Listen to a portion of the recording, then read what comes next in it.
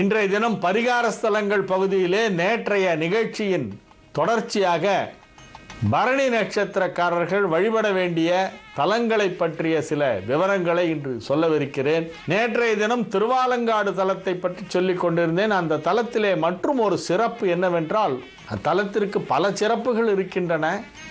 அதிலே ஒன்று, காளியும் நடராஜ பெருமானும் நடனமாடி காளி தோற்று போன இடம்.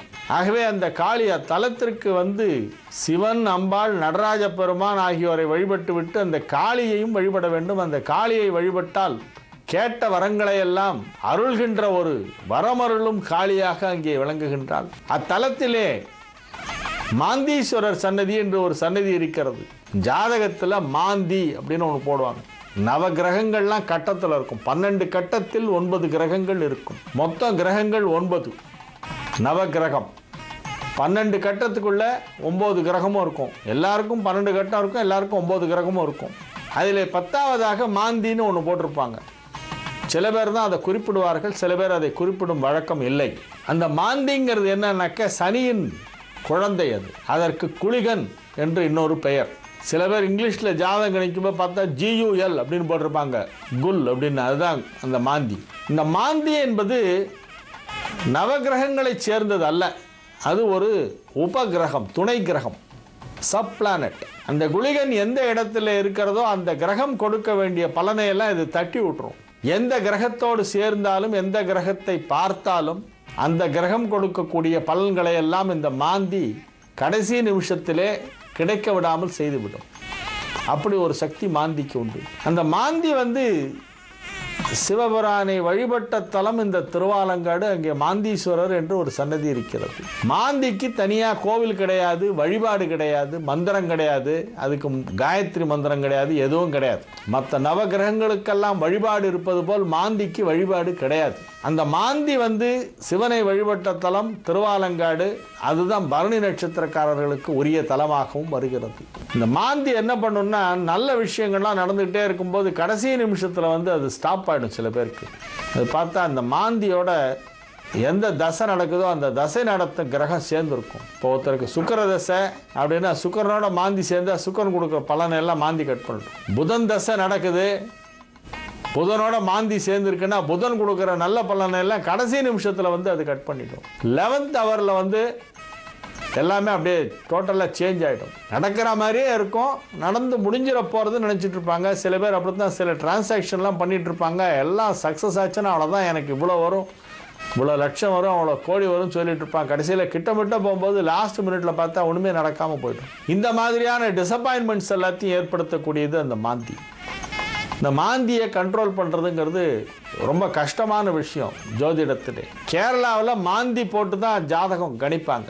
தமிழ்நாட்டில் தஞ்சாவூர் ஜில்லாவில் மாந்தி போட மாட்டாங்க, மற்ற இடத்துலலாம் மாந்தி போடுவாங்க. அந்த மாந்திக்கு ரொம்ப சிக்னிஃபிகன்ஸ் ஜாஸ்தி. ஏன்னா சில பேருக்கு என்ன சார் நல்லா இருக்குது தசை, கடக லக்னத்துக்கு குரு தசை ஓகோன்னு இருக்கும்பாங்க, குரு உச்சம் வேறு, எனக்கு ஒன்றுமே நடக்கலையம்மா, பார்த்தா லக்னத்தில் மாந்தி உட்காந்துருக்கும் குருவோட சேர்ந்து. அது எப்படி குருவை பண்ண விடும், கட் பண்ணி விட்டுருமில்ல. அதுக்கெல்லாம் சில பரிகாரங்கள் இருக்குது. மாந்தியை கண்ட்ரோல் பண்ணுறதுக்கு சில பரிகாரங்கள் இருக்குது.